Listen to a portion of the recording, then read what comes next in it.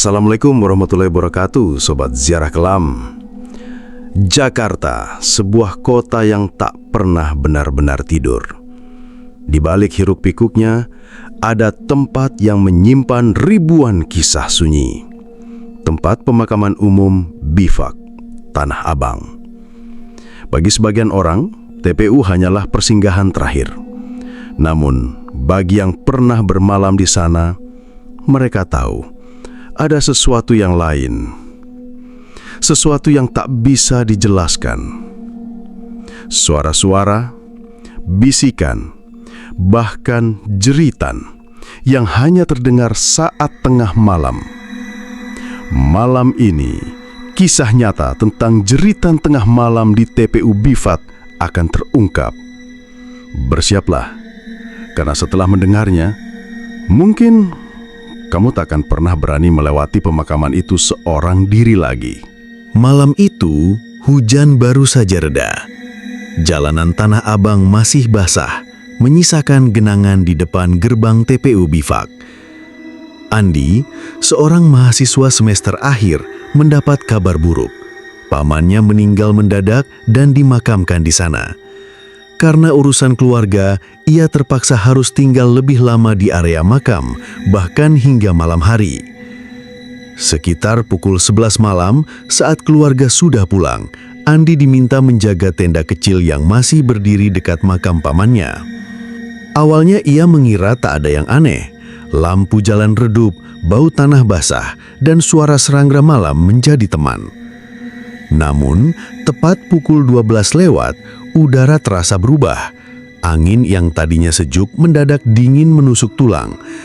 Dari kejauhan, terdengar suara orang menangis lirih, seperti perempuan yang sedang meratap.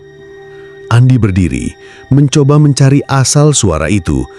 Tapi anehnya, setiap kali ia berjalan mendekat, suara tangisan itu berpindah. Kadang terdengar di sisi barat, lalu tiba-tiba terdengar dari arah makam sebelah. Ketika ia kembali duduk di kursi lipat, suara itu lenyap, hening, sampai akhirnya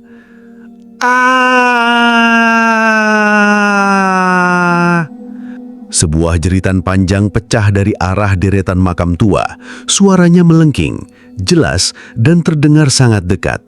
Andi terlonjak, jantungnya hampir meloncat keluar. Ia mencoba menyalakan ponselnya, tapi layar hanya berkedip lalu mati. Padahal baterainya penuh. Di tengah kepanikan, ia menyadari sesuatu. Ada bayangan hitam berdiri di balik nisan besar, tidak bergerak, hanya menatap ke arahnya. Andi terpaku, tubuhnya kaku, sementara suara jeritan itu bergema lagi. Kali ini lebih panjang, lebih menyeramkan, seperti berasal dari dalam bumi TPU itu sendiri. Andi masih berdiri kaku di samping tenda. Pandangannya terpaku pada bayangan hitam yang tadi ia lihat di balik nisan tua. Jantungnya berdegup kencang, keringat dingin mulai membasahi lehernya meski udara malam terasa menusuk. Bayangan itu perlahan bergerak, tinggi, kurus, dan tidak memiliki wajah. Tubuhnya tampak samar, seperti kabut hitam pekat yang berdiri tegak di antara batu nisan. Andi ingin berlari, tapi kakinya terasa berat seolah dipaku di tanah. Tiba-tiba terdengar suara langkah kaki di belakangnya, pelan tapi jelas di tanah basah. Ia menoleh cepat, tidak ada siapa-siapa. Namun ketika ia kembali menatap ke arah bayangan itu, sosok tersebut sudah menghilang. Andi mencoba menenangkan diri. Mungkin cuma halusinasi, mungkin aku kecapean, gumamnya lirih. Tapi sebelum ia sempat duduk kembali, terdengar suara gesekan, seperti kuku panjang yang menyeret di atas batu. Suaranya datang dari arah makam pamannya sendiri. Dengan tubuh gemetar, Andi melangkah mendekat. Dan di sana, tepat di atas nisan pamannya, terlihat sesuatu yang membuat darahnya membeku. Bekas goresan panjang, segar, seolah baru saja dicakar sesuatu. Jeritan itu kembali terdengar, kali ini bukan dari jauh, melainkan tepat di samping telinganya.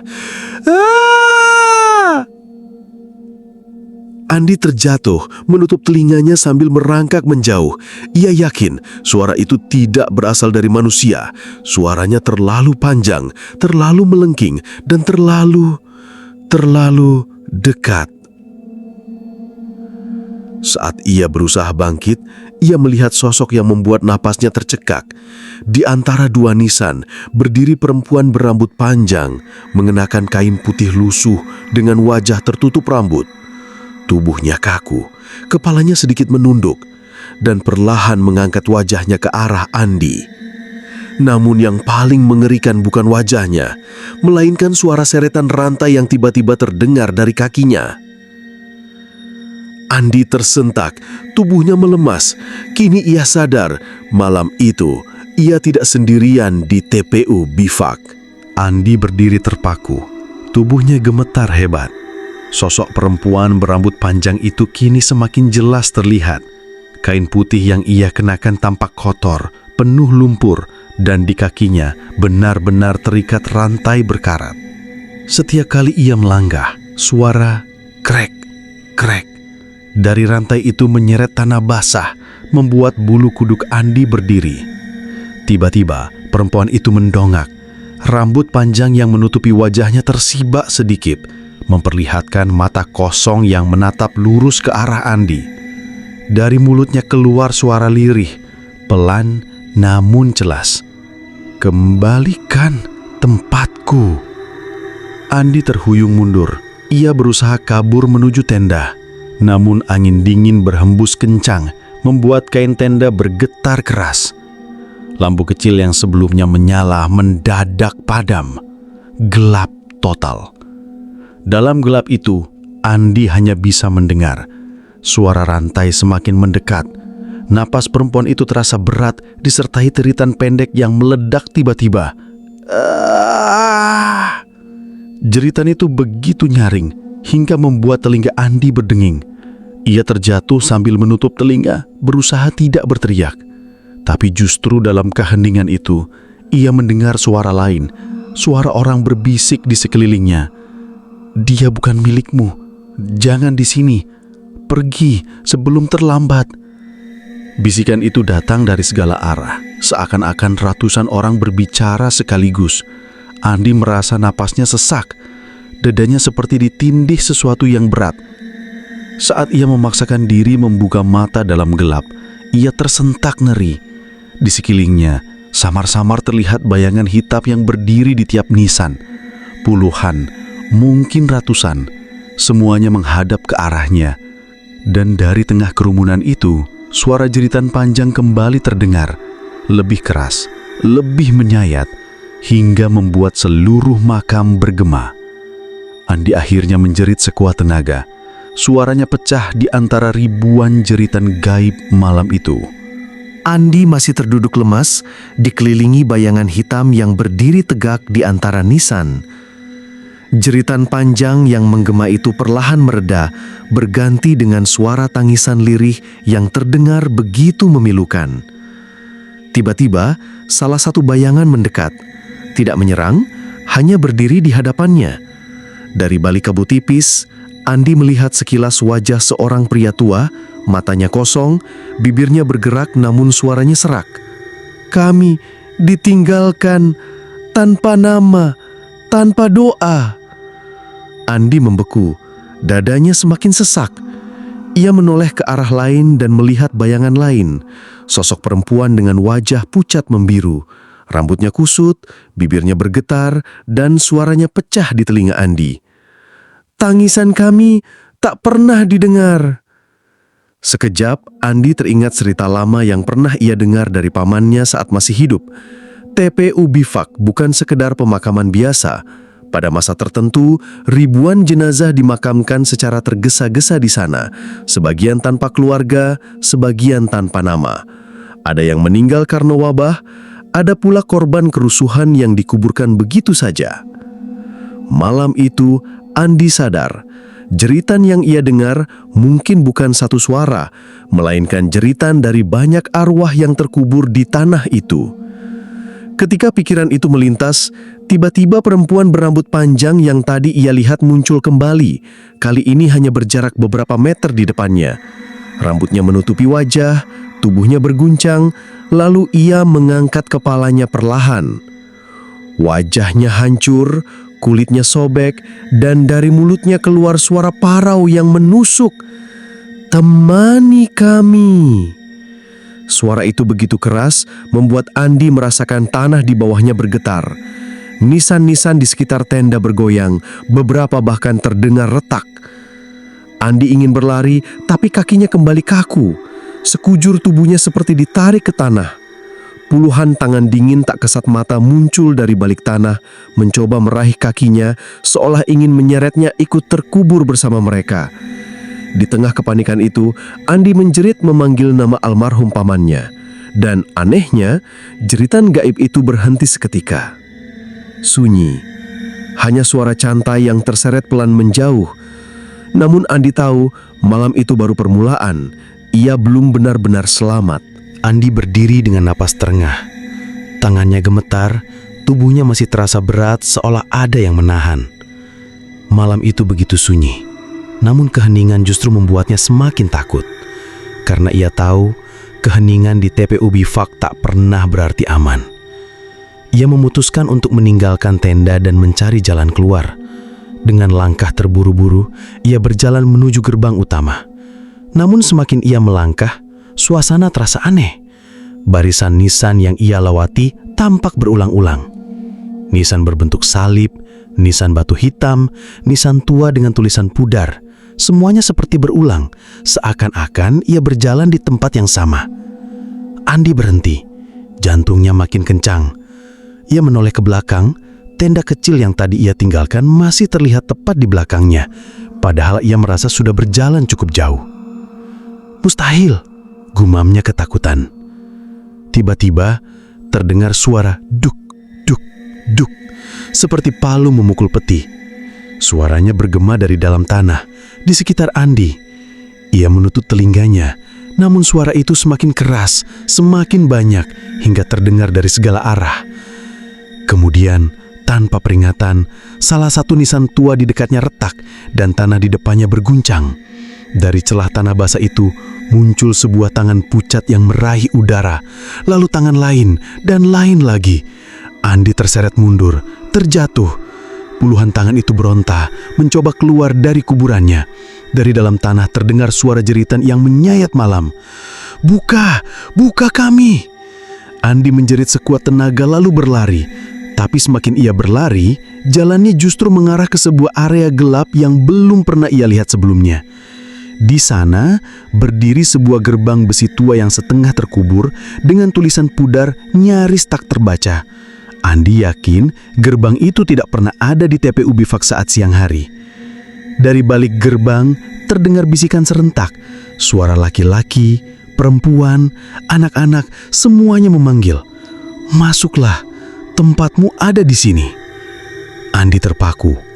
Tangannya gemetar, tubuhnya seolah didorong oleh sesuatu yang tak kasat mata untuk melewati gerbang itu. Namun sebelum ia melangkah, ia mendengar suara lain, berbeda dari yang lain. Suara berat, penuh peringatan. "Jangan kau lewati pintu itu, nak." Andi menoleh cepat, dan di balik salah satu nisan tua, berdiri seorang pria tua berpakaian lusuh, menatapnya dengan sorot mata tajam. Andi menatap pria tua itu dengan tubuh gemetar. Sosoknya tampak nyata, berbeda dengan bayangan-bayangan lain yang samar. Wajahnya keriput, sorot matanya tajam, dan ia membawa lentera kecil yang cahayanya bergetar ditiup angin. Pria itu mendekat perlahan, suaranya berat namun tegas. "Kau hampir saja melangkah ke tempat yang tak bisa kembali, nak."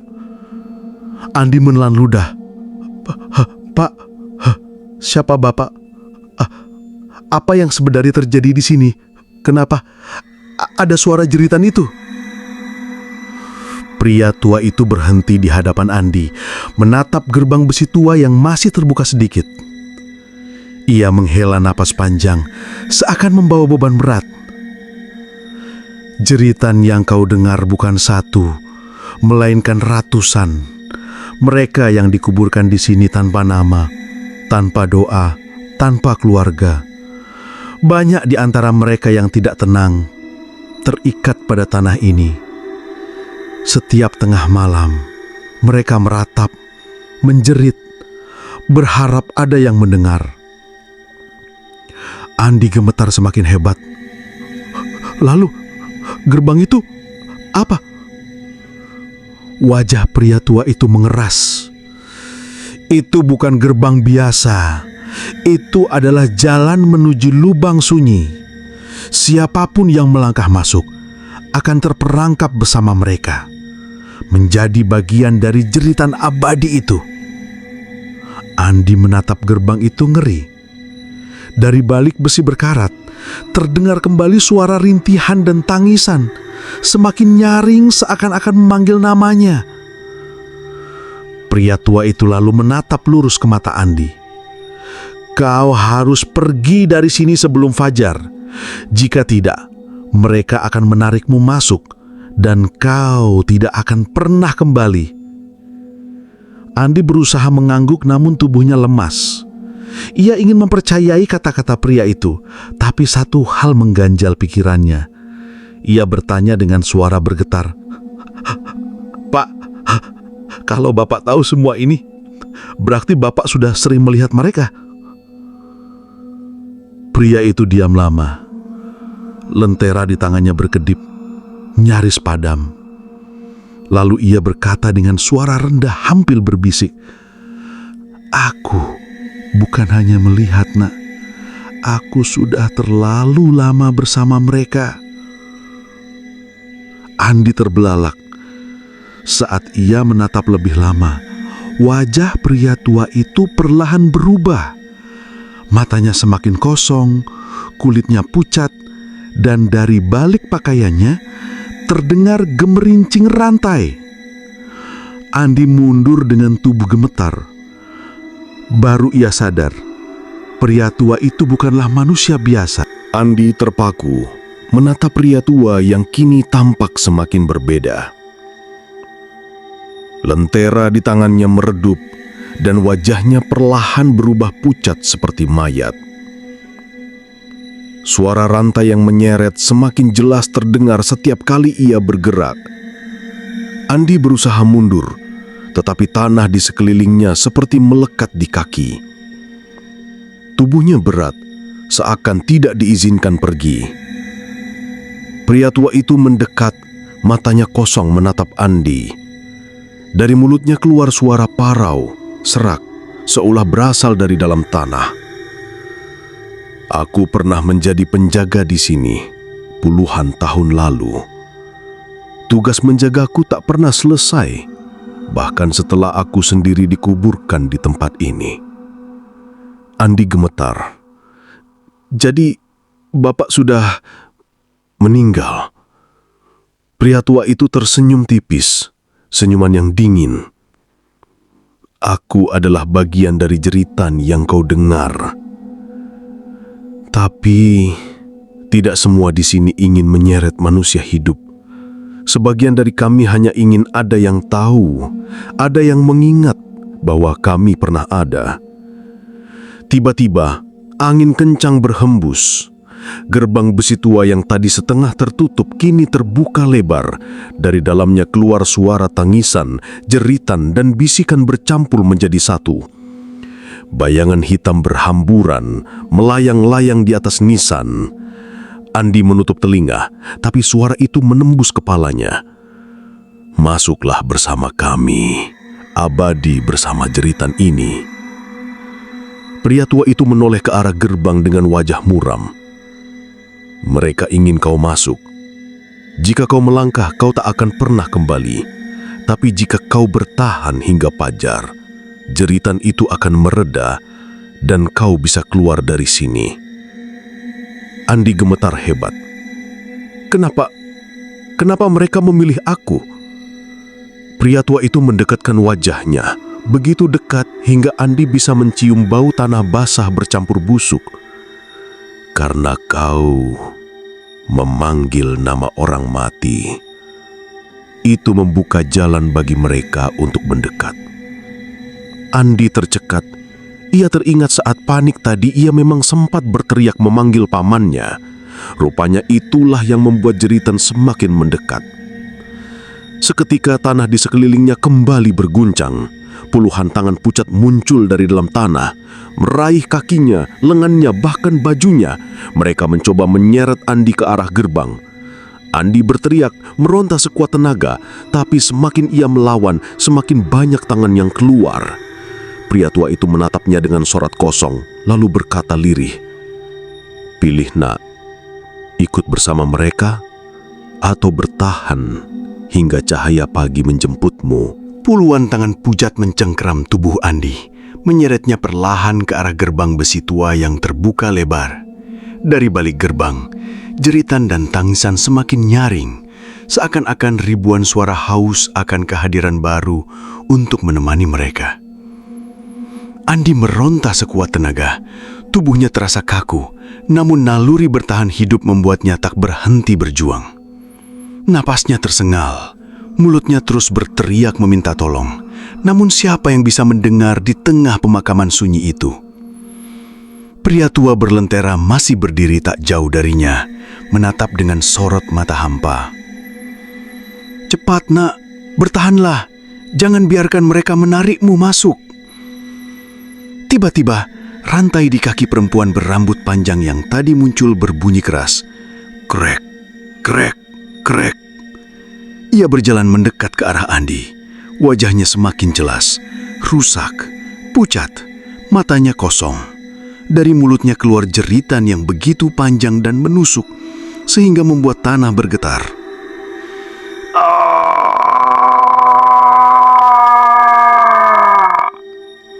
Jeritan itu seakan memanggil seluruh arwah di TPU Barak. Bayangan-bayangan hitam mulai bergerak liar, melayang di udara, mengelilingi Andi yang semakin terjepit. Dalam putus asa, Andi menutup mata, menggenggam tanah dengan erat, lalu berteriak sekuat tenaga, "Aku tidak akan ikut kalian!" Sekejap, cahaya samar muncul dari arah timur. Langit mulai berubah warna, pertanda fajar hampir datang. Suara azan subuh dari kejauhan terdengar samar-samar menembus udara pekat pemakaman.